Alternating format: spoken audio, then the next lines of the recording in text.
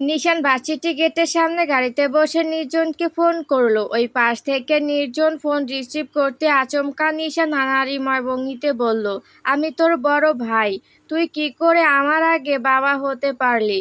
বাবা তো আমার আগে হবার কথা ছিল, তাই না? নির্জন তো নিশানের কথায় কিছু বুঝতে পারছে না। কিছুক্ষণ চুপ থেকে ফোনের অপর প্রান্ত থেকে নির্জন বলল, এসব কি বলছো ভাইয়া? আমি কিছুই বুঝতে পারছি না। কিসের বাবা? কার সন্তানের বাবা? আমি তো তোমার মতো কোনো মেয়ের সঙ্গে আজে বাজে সম্পর্কে নেই। তাহলে এইসব কথা বলছো কেন?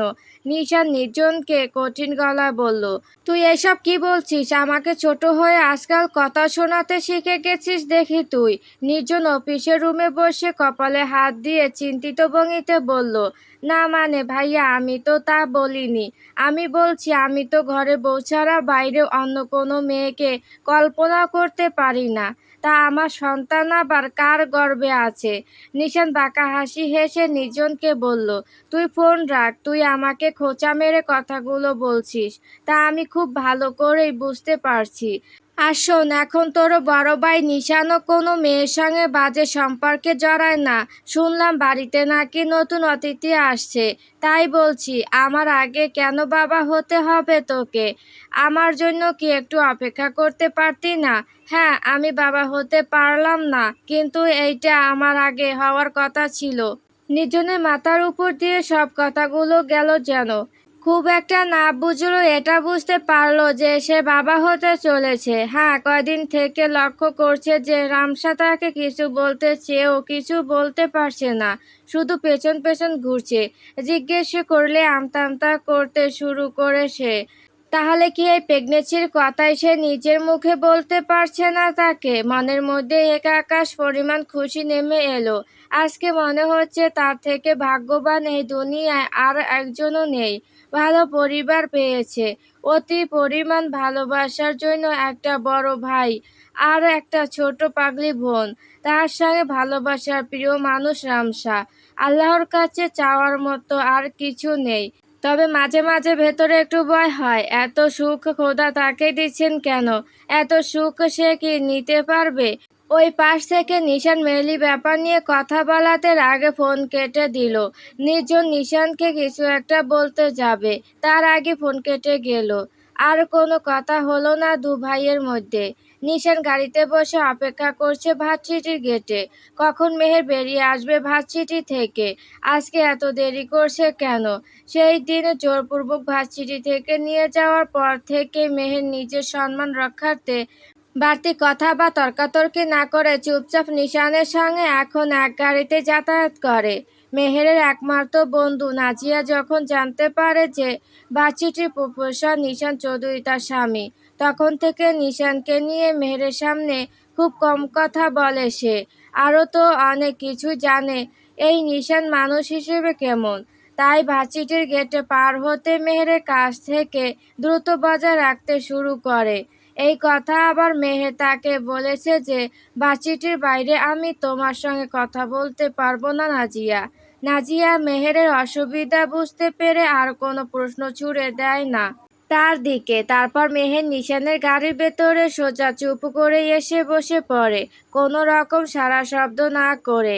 এই সব নিয়ে ভার্সিটির মধ্যে খুব গুঞ্জন চলে। কেউ বলে ভার্সিটির সবচেয়ে সুন্দর প্রফেসরের সঙ্গে মেহেরের প্রেম চলছে, তাদের মধ্যে সম্পর্ক আছে। তাই ভার্সিটির ছেলেগুলো তো মেহেরের আশেপাশে দিয়েও আর হাঁটে না।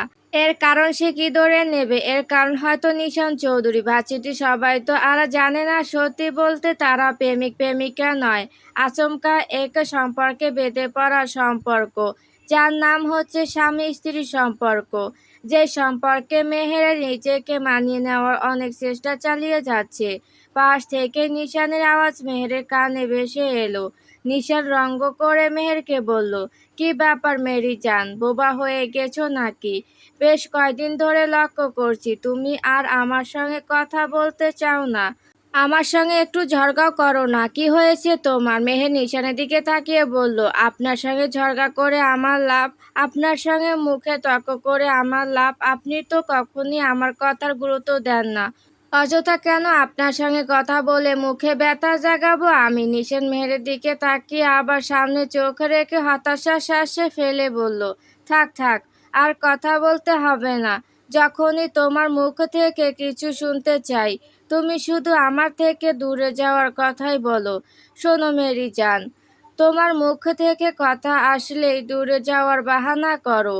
তুমি নয়, এমন বোবা হয়ে আমার কাছে থেকো। তার কারণ ওই মুখ থেকে আমি শুনতে চাই না যে তুমি আমার প্রতি বিরক্ত। সারা জীবন এমন বোবা হয়েই থেকো আমার কাছে। তোমার ওই মুখ থেকে আমি শুনতে চাই না যে তুমি আমার কাছ থেকে দূরে চলে যাওয়ার কথা বলো। মেহের নিশানের কথা শুনে তার দিকে তাকাতেই নিশান মুখভঙ্গি বদলিয়ে বলল, আচ্ছা মেরি জান, এটা কি ঠিক হলো? বড় ভাই বাবা হওয়ার আগে ছোট ভাই বাবা হয়ে গেল। বাবা তো আমার হওয়ার কথা ছিল, তাই না? মেহের নিশানকে উদ্দেশ্য করে বলতে লাগলো, যে মানুষ নিজের বউয়ের ভালো মন্দ বুঝতে চায় না, বুঝতে পারে না, সে কি করে তার সন্তানকে বুঝবে, তার সন্তানের ভাষা বুঝবে? নিশান মুখ বার করে বলল, তার মানে বলতে চাইছো আমি যদি সন্তানের বাবা হই তাহলে ভালো বাবা কখনোই হতে পারবো না? কথাগুলো বলেই নিশান মুখ গম্ভীর করে মেহেরের কথার উত্তরের আশা না করে গাড়ি ছেড়ে দিল। গন্তব্য ছিল তার বাড়ির উদ্দেশ্যে। মেহের নিশানের মুখের দিকে তাকিয়ে রইল। মেহেরের কেন জানি মনে হলো মানুষটির মনে আঘাত দিয়ে ফেলেছে সে। আবার মনে হলো এই মানুষটি তার মনেও তো কম আঘাত দেয়নি। তিন্নির বিয়ের আর মাত্র কিছুদিন বাকি, তাই পুরো বাড়ি সাজানোর জন্য কিছু মানুষ এসেছে। রং বেরঙের ছোট ছোট লাইট দিয়ে পুরো বাড়ি ডেকোরেট করা চলছে। তাহের চৌধুরী তো আরও কিছু লোকদের সঙ্গে বিয়েতে যাবতীয় কি কি লাগবে তার খোঁজখবর নিতে গিয়েছেন। ওইদিকে দাদি গুলারা বেগম তার আরও দুই মেয়েকে ফোনের পর ফোন করে চলেছে দেশের বাইরে কানাডায়। যদিও জানেন তিনি তার মেয়েরা নিজেদের সংসার ফেলে এই বুড়ো মাকে কখনোই দেখতে আসতে পারবে না, তারপরও আশা না ছেড়ে আগে নির্জনের বিয়ের সময় দিনে 112 ফোন করেছিলেন। ঠিক এখনও আবার তিন্নির বিয়ের সময় কানে ফোন ধরে বসে আছেন, যদি একবার হলেও তিন্নির দুই ফুফি তার বিয়ে দেখতে আসে। ওইদিকে গুলারা বেগমের মেয়েরা এতই ব্যস্ত যে মায়ের সঙ্গে 2 মিনিট কথা বলার মতো নাকি তাদের কাছে কোনো সময় নেই।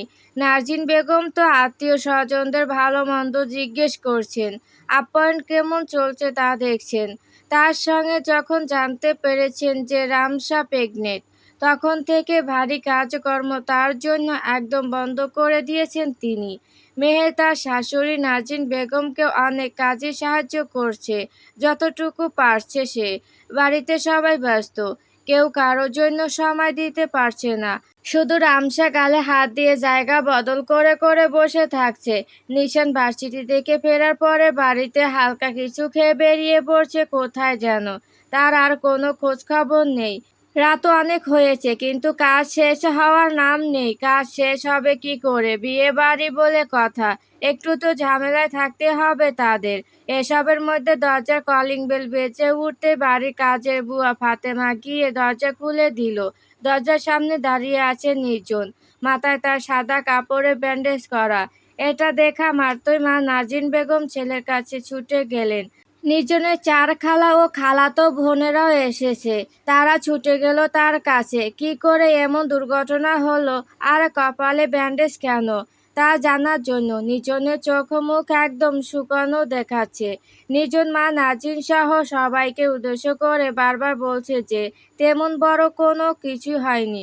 বাড়ি ফেরার পথে গাড়ি অ্যাক্সিডেন্ট করে এমন আঘাত সে পেয়েছে, বেশি না অল্প একটু ক্ষতি হয়েছে, ঠিক হয়ে যাবে।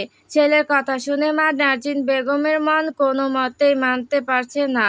তার মনে হচ্ছে বারবার এটা সামান্য দুর্ঘটনা নয়। ভেতরটা কুঁকড়ে উঠল তার কেন জানি। রামসা দূরে দাঁড়িয়ে আছে, চোখে তার পানি ছলছল করছে। তা দেখে নির্জন লক্ষ্য করে হেসে হেসে বারবার বলছে, সামান্য আঘাত, এত ভাবার কিছু নেই, ঠিক হয়ে যাবে। এটা নিয়ে এত তোমরা চিন্তা না করো। আল্লাহর কাছে শুকরিয়া আদায় করা উচিত যে বড় কিছু তো হয়নি। নাজিন বেগম বারবার ছেলের শরীর, মাথা, মুখ নিজের হাতে ছুঁয়ে ছুঁয়ে বলছেন, সে যেন এমন ভুল আর কখনো না করে, একটু যেন দেখে শুনে গাড়ি চালায়। এমন ছেলেদের মতো কাজ আর সে যেন না করে। তার মনে রাখা উচিত সে এখন বাবা হবে। এই কথাটুকু শুনে মনে পড়ল আজকে দুপুরের দিকে নিশানের বলা কথাগুলো। মা, দাদি, খালাদের কাছ থেকে রামসার কাছে পা বাড়ালো নির্জন। রামসার চোখে পানি থাকলেও বোঝা যায় অনেক কষ্টে আটকে রেখেছে সে। নির্জন রামসার কাছে গিয়ে ফিসফিস করে বলল, এত বড় খবর কি করে লুকিয়ে রাখলে আমার কাছ থেকে? জান পাখি, আমি কিন্তু অনেক রাগ করেছি যে এই কথাটা আমাকে তুমি না বলে নিশান ভাইয়ের মুখ থেকে শুনতে হয়েছে। রামসা নির্জনের বুকে আলতো করে একটা ঠেলা মেরে বলল, বোকা কোথাকার, দুদিন পর বাবা হবে আর এখনো নিজেকে সামলিয়ে গাড়ি চালাতে পারো না। আমাকে আর আমার বাচ্চাকেও অনাথ এতিম করার ধান্দায় নেমেছো নাকি? হ্যাঁ, মরে গেলেও তো বুঝি জানতে পারতাম না আমি। কথাগুলো বলার সময় রামসার দম ক্রমাগত ভারী হয়ে উঠছিল, গলায় কান্নাগুলো দলা পাকিয়ে যাচ্ছিল। সে আর কথা বলতে পারছিল না যেন। নির্জন মৃদু একটা হাসি দিয়ে রামসাকে নিজের ঘরের দিকে টেনে নিয়ে গেল।